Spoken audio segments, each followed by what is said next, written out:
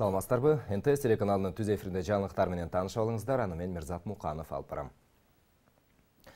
Бишкекте эл акыны жазуучу сценарист Омар Султанов такыркы сапарга узатуу зыйнаты өттү. Ага маркумдун жакындары, калемдештери, коомдук ишмерлер, мамлекеттик катчы Сүйүнбек Касманбетов, бир катар аткаминерлер, жогорку кеңештин депутаттары катышты. Тажияда сөз сүйлөгөндөр Омар Султановдун кыргыз адабиятында орду эбегейсиз зор экенин айтып, маркумдун жакындарына сабыр тилешти. Омар Султанов 3 апрелде 86 жаш курагында дүйнө салган. Анын Тоо күндөрү, Жылдыздуу түндөр, Ашуу төр жана башка ыр жыйнактары, роман повесттери коомчулукка кеңири тараган.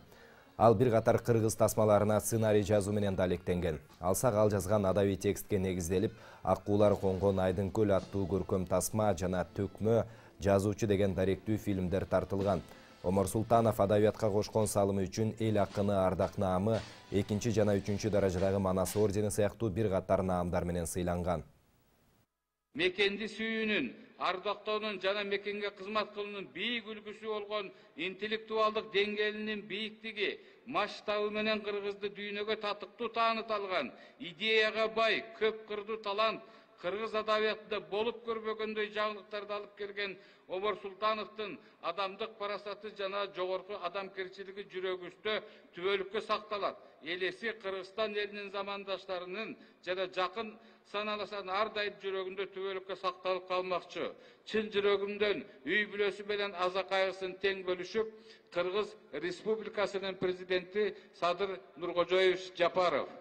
Кош болуңуз агай.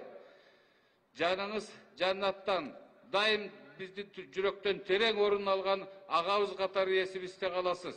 Өзүңүз айткандай, жорожолдоруш менен кубанганда дагы, сүйүнгөндө дагы ой кашайгырдыкы деп тамашалап койчу элеңиз. Мына журтуңуз кашайып, сизди аркы дүйнөгө, чын дүйнөгө узатып жатабыз. Жаткан жериңиз жайлуу, топурагыңыз торко болсун. Бүтүндөй түрк дүйнөсүнүн түндүгүндөгү жанып турган чолпон жылдызы өчтү десек болот.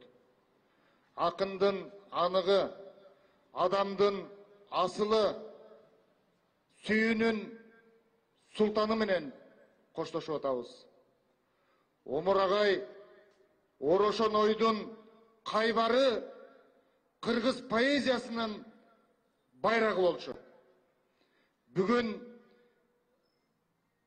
ошол кыргыз поэзиясындагы бүтүндөй сөз каймагын, драматургиясын, сөздүн калемпирин, мурчун, кылычтын кырындагы мизин бүгүн акыркы сапарга узатып аткан учурубуз. Омар агай, сиз кыргыз поэзиясынын жана кыргыздардын эле эмес, бүтүндөй дүйнө элинин кыргыз поэзиясынын тилиндеги негизги мөөрү болчусуз.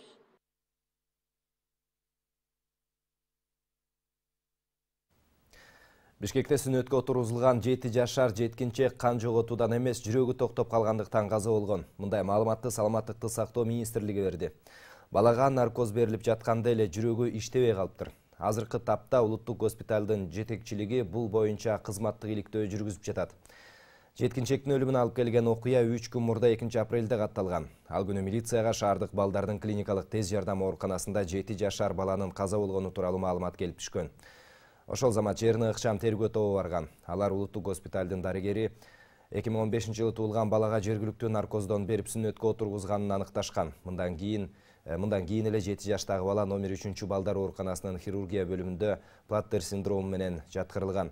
Сүнөттөн кийин жараттан улам кан көп кетип, бала эсине келбей каза болгон деген маалымат айтылган. Аталган факты кылмыштардын жана жоруктардын бирдиктүү реестрине катталып, өлүмдүн себебин аныктоо үчүн соттук медициналык экспертиза дайындалган. Анын жыйынтыгы 1 ай ичинде чыга турганы маалым болду. Учурда тергөө иштери уланууда. Кыргызстан алдыдагы 3 жылда мамлекеттик карызды тейлөөгө 145 миллиард сомдон ашуун каражат жумшоону пландап жатат. Бул тууралуу өлкөнүн 2022 жылдагы бюджети менен 2023-2024 жылдарга берген божомолунда айтылды. Мында тышкы жана ички карыздын негизги бөлүгүн жана пайыздарды тейлөө киргизилген. Ошондо быйыл 39,5 миллиард сом кетсе, кийинки жылы бул сумма 48 миллиардтан аша турганы белгилүү болду. Ал эми 2024-жылы мамлекеттик карызды төлөөдөгү чыгымдар 58 миллиардтан көп болот. Буга чейин Финансы министрлиги доллардын курсу кескин көтөрүлгөндүгүнө байланыштуу бул жылы төлөмдөр 6 миллиард сомго өсүшү мүмкүн экенин ачыкка чыгарган. Бирок АКШ валютасынын куну кайра арзандаганына байланыштуу төлөнө турган сумма андан азайышы мүмкүн. Россия дан азыктарын экспорттоого кайрадан уруксат берди. Аталган өлкөнүн Кыргызстандагы элчилиги берген маалыматка караганда, экспорт үчүн Россиянын Айыл чарба министрлиги берген уруксат кагазы болушу керек. Азырынча бул кагаз кандай шартта берилери тууралуу атайы жол жоболор иштелип чыга элек. Белгилей кетсек, 15 мартта Россиянын өкмөтү өлкөдөн дан азыктарын чыгарууга 31 августка чейин тыюу салган. Ал арада Казакстан ички рынокты коргоо максатында буудай менен унду экспорттоого убактылуу чектөө киргизүүгө ниеттенип жатканы белгилүү болду. Буга экспортчулардын баанын көтөрүлүшүн күтүп, продукциясын ички рынокко саткысы келбей жатканы негиз болушу ыктымал. Бул тууралуу Казакстандын Айыл чарба министрлиги мажлисте өткөн өкмөттүк саат учурунда билдирген. Коңшу өлкөнүн аткаминери чектөө качан киргизилерин так айткан эмес. Бул акыркы сааттарга алынган маалыматтар болду. Саламатта туруңуздар.